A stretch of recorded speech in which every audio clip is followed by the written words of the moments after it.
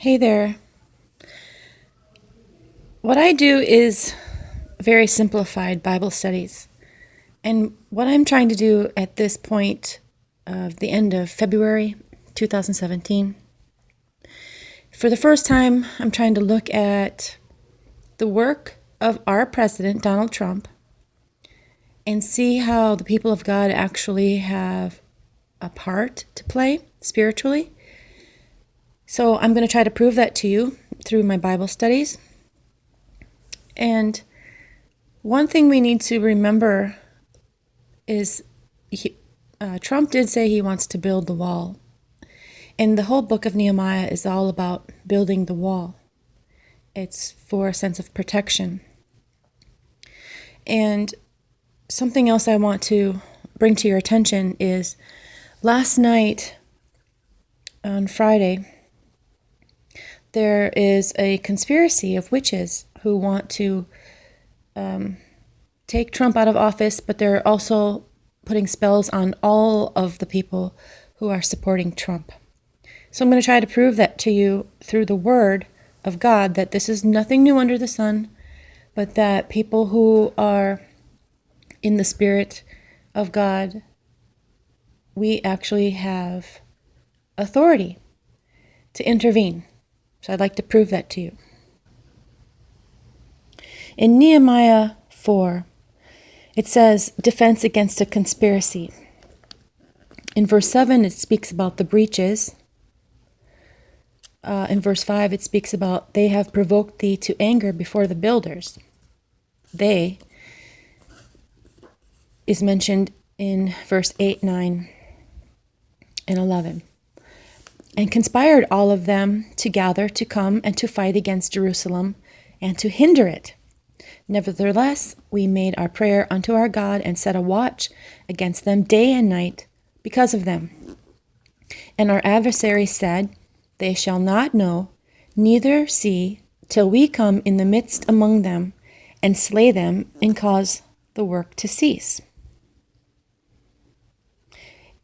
Now, first I want to also mention in verses 14 and 15, there is something about when we proclaim the things that we are aware of and then use the word of God to fight against it, there's much power in that. So, verse 14, and I looked and rose up and said unto the nobles and to the rulers and to the rest of the people, be not ye afraid of them. Remember the Lord, which is great and terrible, and fight for your brethren, your sons and your daughters, your wives and your houses. And it came to pass, when our enemies heard that it was known unto us, and God had brought their counsel to naught, that we returned all of us to the wall, every one unto his work.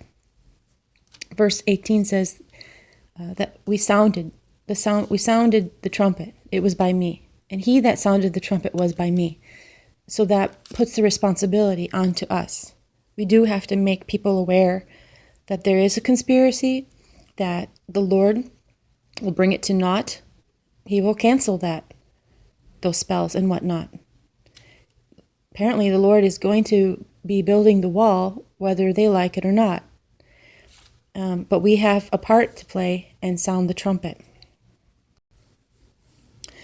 In Isaiah 58, it speaks about being the repairer of the breach. And remember, this is spiritual work, okay? Because that's how we fight, right? We don't fight against flesh and blood. We fight against the principalities, things like that, in high places. So I'm going to say that the key to being a repairer of the breach is fasting. It's mentioned 7 times in Isaiah 58. And it's also mentioned to fast on the Sabbath day. It says it twice. Sabbath, twice. So I'll just go ahead and read this to you. Cry aloud, spare not, lift up thy voice like a trumpet, and show my people their transgression, and the house of Jacob their sins. Verse 3, wherefore have we fasted, say they, and they see us not. Wherefore have we afflicted our soul, and thou takest no knowledge? Behold, in the day of your fast you find pleasure, and exact all your labors. Behold, ye fast for strife, and debate, and to smite with the fist of wickedness. Ye shall not fast as ye do this day, to make your voice be heard on high. Is it such a fast that I have chosen, a day for a man to afflict his soul? Is it to bow down his head as a bulrush, and to spread sackcloth and ashes under him? Wilt thou call this a fast, and an acceptable day of the Lord, to the Lord? Is not this the fast that I have chosen, to loose the bands of wickedness, to undo the heavy burdens, and to let the oppressed go free, and that ye break every yoke? Is it not to deal thy bread to the hungry, and that thou bring the poor that are cast out to thy house? When thou seest the naked, that thou cover him, and that thou hide not thyself from thine own flesh? Then shall thy light break forth as the morning, and thine health shall spring forth speedily, and thy righteousness shall go before thee. The glory of the Lord shall be thy reward. Then shalt thou call, and the Lord shall answer. Thou shalt cry, and he shall say, Here I am. If thou take away from the midst of thee the yoke, the putting forth of the finger, and speaking vanity, and if thou draw out thy soul to the hungry, and satisfy the afflicted soul, then shall thy light rise in obscurity, and thy darkness be as the noonday. And the Lord shall guide thee continually, and satisfy thy soul in drought, and make fat thy bones, and thou shalt be like a watered garden, and like a spring of water whose waters fail not. And they that shall be of thee shall build the old waste places. Thou shalt raise up the foundations of many generations, and thou shalt be called the repairer of the breach, the restorer of paths to dwell in.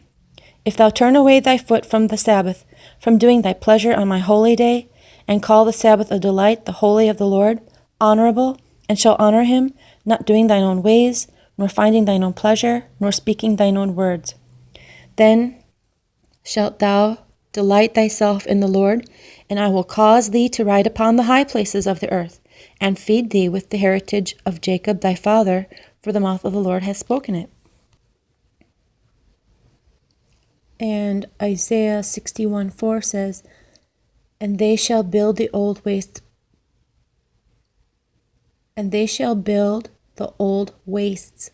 they shall raise up the former desolations, and they shall repair the waste cities, the desolations of many generations. So thank you for watching. I pray the Lord will increase your faith, and he will show you his pattern of how he promises to keep his word. Thank you for watching. Please share if this has blessed you, or if you know someone who is interested in these types of Bible studies, and subscribe. God bless you.